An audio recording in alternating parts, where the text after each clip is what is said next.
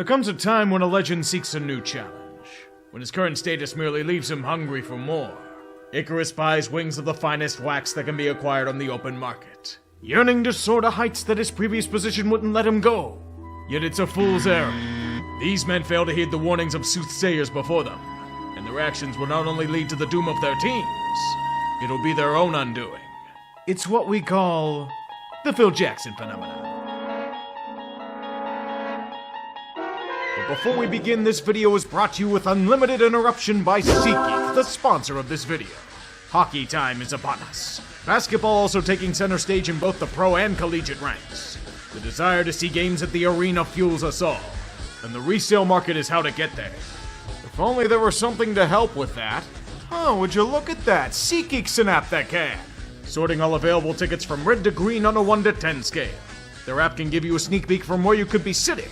And best of all tickets are verified for authenticity. Even if a team's bad, like the Penguins, going to games is a glorious thing. Always use the code TREE to save $20 off your first purchase. It's like the sword from Legend of Zelda.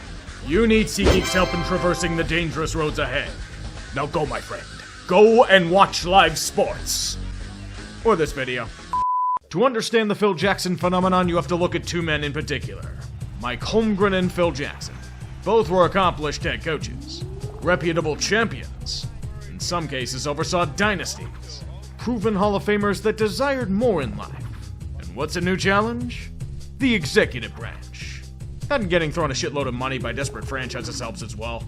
There was only one problem with their organizational reigns. They failed miserably. Holmgren was afflicted with the horrible curse of being with the Cleveland Browns. Jackson's time with the Knicks was simply obtuse. Despite their ambition, the reality is that they would have been better off coaching those teams. Holmgren himself admitted it a few years after he left, although I don't know if Jackson would have done well with his archaic system. Therefore, we can define the Phil Jackson phenomenon in one sentence. Being a great head coach doesn't translate into being a great executive. Different skill sets are required for both. One requires extensive man management and leadership. The other's about asset management and roster building. Holmgren and Jackson were unable to adapt to the new requirements of such a move. And now we get to see it again in Nashville. The Predators are a solid team, but lack the bite to compete for a cup. They have glaring flaws and are merely mid, existing to lose in the first round. At best, David Poyle's twilight in the NHL realm had been more than apparent. Even after years of service, he knew it as well. David stepped aside after being the only GM they've ever known. His replacement, Barry Trotz. The OG coach, a Stanley Cup champion, a man who's always gotten more out of less. The signs were pointing in an obvious direction. Nashville will finally be embracing what they need to. A rebuild. Matt Duchene and Ryan Johansson were vastly overpaid and didn't fit the future vision. Buying them out was bitterly tough but necessary. Under a new age, they can forge glory out of mid-tier hell. Psych! They can splurge on the finest hockey team this side of life pre-COVID. That sounds a lot better than a long-ass slog, don't you think? Duchene and Johansson fluffed, but they lacked the true Canadian grit of Ryan O'Reilly. He just oozes intangibles and captaincy. Hell, he even chose to come here over being critically lambasted by Leafsnet every night. Luke Schenn was pretty good in Toronto last year, too. The New Age Trotz machine needs defensive anchors, so he gets a rich sum to come to the Music City alongside Ryan. That in and of itself is fine. Barry wants to put his mark on the team, but then his first full campaign as GM happened. Expectations of being bottom feeders, it's a Trotz team, what do you expect? They were strong, but looking past the surface, that Predators team reeked of unsustainability. A significant chunk of players had career years in 23-24. Philip Forsberg nearly had 50 goals when he had only hit the 40-goal plateau once before. Ryan O'Reilly hit highs he hadn't touched in a half-decade. Gustav Nyquist was averaging nearly a point per game. Hughes' previous high had been 54. Hell, Colton Sissons of all people had a peak year. Yet even for all that, their only rewards were a wildcard spot and first-round exit.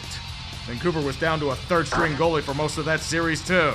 Jussi Saros was out here putting up Herculean efforts, and it still wasn't enough. That should have a GM doing some deep soul-searching.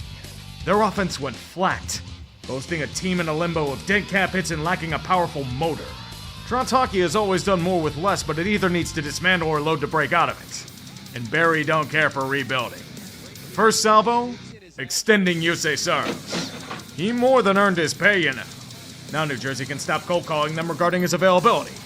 Only problem was that it pissed off the crown jewel in their prospect pool. Yaroslav Askarov didn't see a way forward and commandeered his way out. Oh, he'll get his wish, alright. To the hockey hell of San Jose. Let the spending spree begin. A man like Steven Stamkos doesn't hit the market often. Plus, with his skills on the power play, he'll be a valuable asset. Stammer will get his revenge on Tampa Bay for a 4-year term. Jonathan Marchessault, strong top 6 forward who's showing no signs of decline, plays a style of hockey that fits in a Trot system. He's getting paid a sum that no longer makes him a misfit. The defense needs another jolt. Not you, Ryan McDonough, you can kindly fuck off back to Tampa. I'm talking Brady Shea, a fine second pairing D-man. At a 7x7? Somebody was just adding shit to the Amazon cart by the end. And that was how the Predators won the offseason in one day. Raise the banner and prepare for a season of wonder. So that was the cratering a bunch of hockey analysts were fearing in 2023. Lovely. So everyone knows that Nashville's become a locale this year. You can finger point at everything under the sun, but the cold reality is that everyone has regressed. Throw a stick at any player and their production's probably fallen off hard. Forsberg's nowhere close to even a 40-goal pace. And he's the only one that's reached the 20-goal summit so far. A strong majority of their depth scoring is gone. The free agent signings haven't been awful per se. O'Reilly and Marchessault have been okay for what it's worth, but the supposed high-end impact they've had is minimal. Stammer's been a huge disappointment, and Shea, about the same. One thing about Trotz's Predators is super obvious. They are fucking old. The entirety of their core is over the age of 30. You say Saros isn't yet, but he'll hit the big 3-0 in April.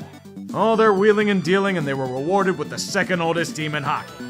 Edmonton's core is not nearing their mid-30s. Plus, it has much better talent in the forward core. Look, I'm not dismissing Nashville. Roman Jossi's really fucking good. He's the most talented player not named Saros on the roster. He's gonna be 35 this summer. I have a hard time believing it too. Now, having an old core isn't an issue if you have a cost-effective youth infusion. Problem is, the guys that were supposed to be their new wave were all but exiled. Most of them shed for nothing on the waiver wire. They traded a 3rd-round pick just to get rid of Cody Glass.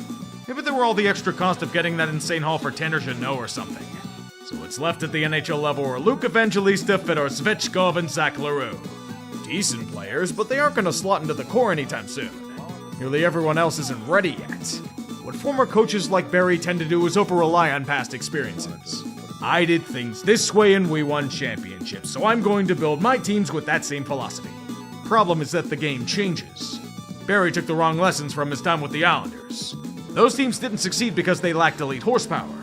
They succeeded because they had Barry Trotz coaching them. Now the Preds have Andrew Brunette. He's not Trotz.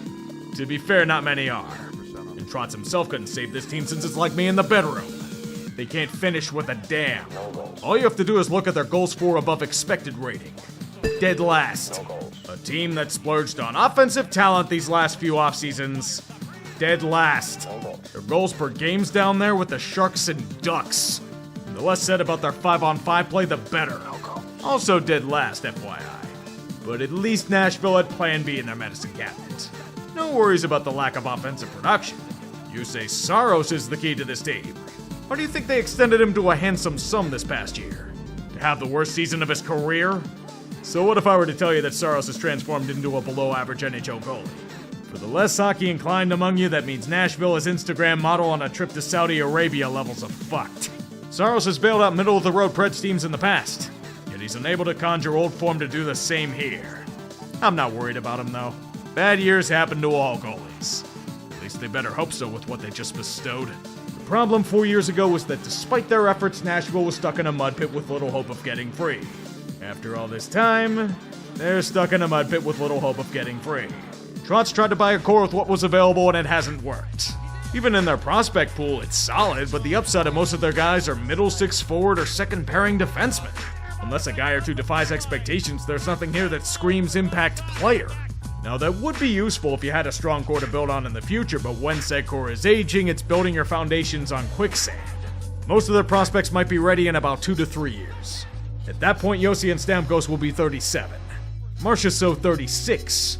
Forsberg, Shea, and Saros potentially hitting the tail end of their prime. They might be in another situation where they'll have to overhaul things due to the timing not being right.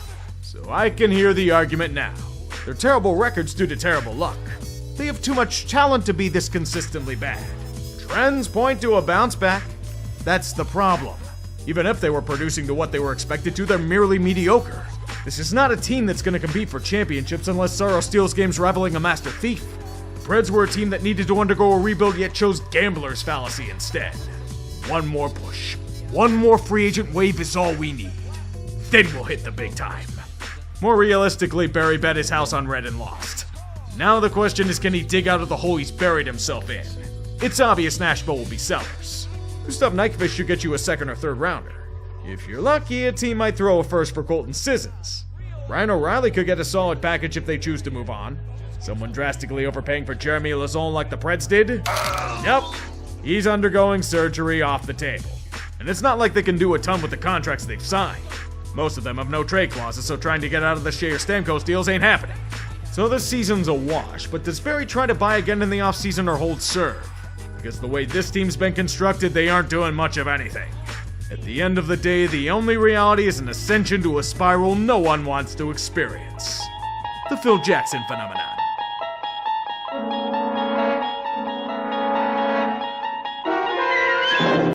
And now Darren Helm on it first for the Avs. At the line, Taves, Makar to the inside, and is blocked. Back to Taves, and he